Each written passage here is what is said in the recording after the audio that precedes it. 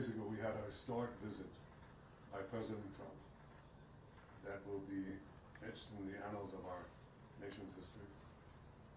We're fortunate today to have a visit by Vice President J.D. Vance. And I want to tell you a few things about that.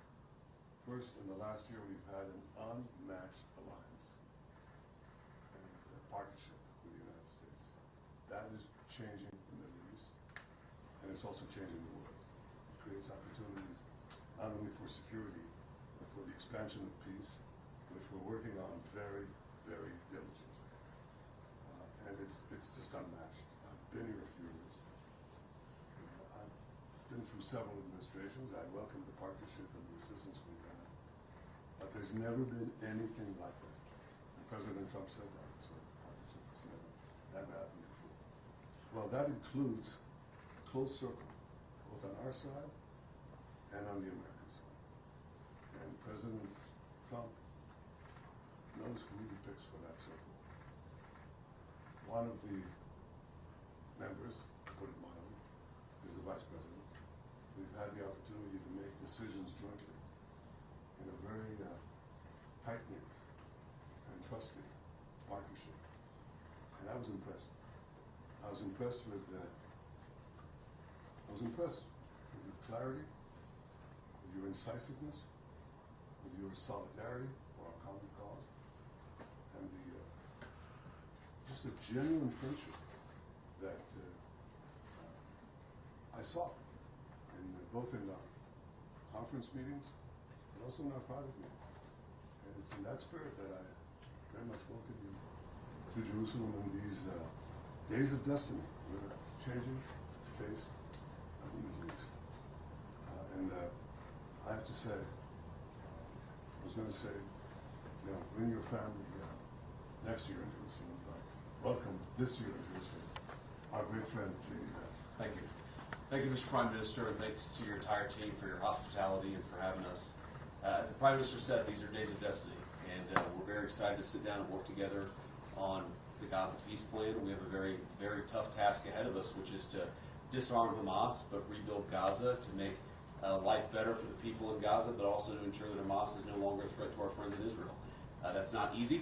I think the Prime Minister knows that as well as anybody, but it's something that we're committed to in the Trump administration. And I think that we've, even in the past 24 hours, had a lot of good conversations with our friends in the Israeli government, but also, frankly, with our friends in the Arab world who are stepping up and volunteering to play a very positive role in this. So we're going to keep working at it.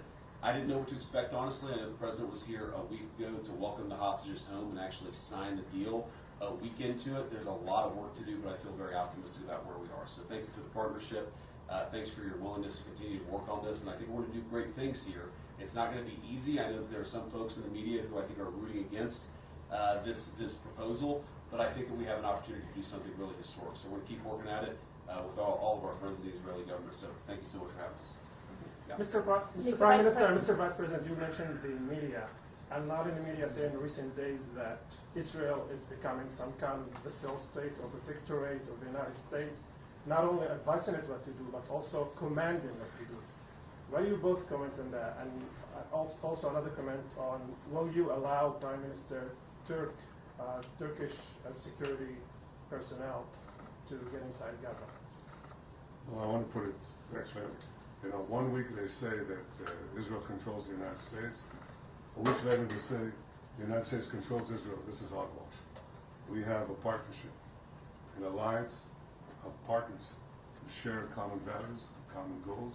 We can have discussions, we can have disagreements here and there, but on the whole, I have to say that in the past year we've had agreement, not only on goals, but how to reach them, and I think we're pursuing them successfully. We've been able to do two things. Put the knife at Hamas's throat. That was the military effort led by Israel. And the other effort was to isolate Hamas in the Arab and Muslim world, which I think the President did brilliantly with his team. So those two things produced the hostages. Nobody believed we'd get them out. Mr. Prime Minister, will you allow Turkey on the to question of the Turks, I think, let me quote the Vice President from yesterday. He said that I have very strong opinions on that. And he also said we have to do it with, Israel will be obviously decide together who does that. So I have very strong opinions about that. You want to guess what they are? Vice President, can you comment on whether Washington is directing Israel's decision? I would address that. So, look, we don't want in Israel, we don't want a vassal state, and that's not what Israel is. We don't want a client state, and that's not what Israel is. We want a partnership. We want an ally here. And the president believes very strongly that if Israel honestly, with our Gulf Arab allies, can play a very positive leadership role in this region, to where, frankly, the United States can care less about the Middle East because our allies in the region are giving up and taking control and taking ownership of their area of the world. Now, that doesn't mean we don't have interest here. That doesn't mean we don't care about what happens here. But we actually see this as an opportunity to build on the Abraham Accords. I think this Gaza deal is a critical piece of unlocking the Abraham Accords. But what it could allow is an alliance structure in the Middle East that perseveres, that endures, and that allows the good people in this region of the world to step up and take ownership of their own backyard. That's in the United States' best interest. I happen to think that it's in Israel's best interest too. Vice President Vance. Vice President Vance, you say that the ceasefire isn't on the verge of collapse, but why is it that the president sent Jared Kushner, Steve Witkoff, now yourself, and then Secretary of State Marco Rubio to Israel this week, if that's not the case? And if I could, you said that there were joint agreements between the two of you today. Could you please explain what those were? Well, to answer your question, look, this thing takes monitoring and it's going to take a lot of work. I was in the CMCC, which we opened up yesterday. A lot of our Israeli friends working together with a lot of Americans to actually mediate this entire ceasefire process, to get some of the critical infrastructure off the ground, from the international security force to some of the reconstruction in Gaza. It's not easy. I never said it was easy, but what I am is optimistic that the ceasefire is going to hold and that we can actually build a better future in the entire Middle East. But that requires some work. So it's not about monitoring. It's in the sense of, you monitor a toddler. It's about monitoring in the sense that there's a lot of work, a lot of good people who are doing that work, and it's important for the principals and the administration to keep on ensuring that our people are doing what we need them to do. Mr. Vice President, how do you Do you have a comment on the foreign countries not willing to send troops to Gaza, afraid of Hamas? Please let the Prime Minister answer the question. The first thing I got to say is, I would just to the previous question, that when it comes to Israel's security, we do what we have to do. Right? That's always the case. That's not a question. But America has an interest in a strong Israel, as you just heard from the Vice President. Israel has an interest in a strong America. America has other interests in this region. Where we can be flexible to accommodate that, that's good, because a strong America is in our interest. And equally, as you just heard the Vice President say again, a strong Israel serves America's interest in stabilizing this very unstable region. And you can't stabilize it without a strong Israel.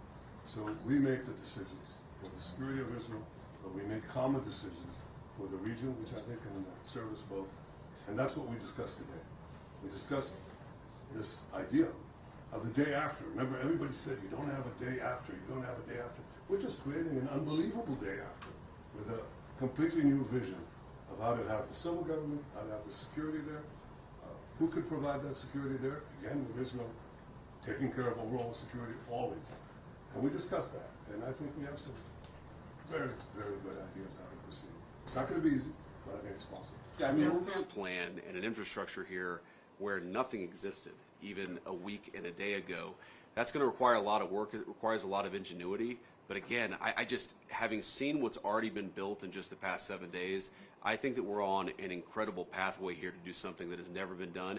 And I think you've heard Steve Witkoff say this, you've heard the President, I believe, say this, that if we do this the right way, it could create a model, I think, that could lead to other peace agreements all over the world, because it shows what's possible when you're willing to think outside the box and actually put some elbow grease to get it done. Okay, thank you very much. Thank you. We're done. Thank you very much. Thank you. Thank you very much. Thank you, guys. Thank you. Thank you. Thank you.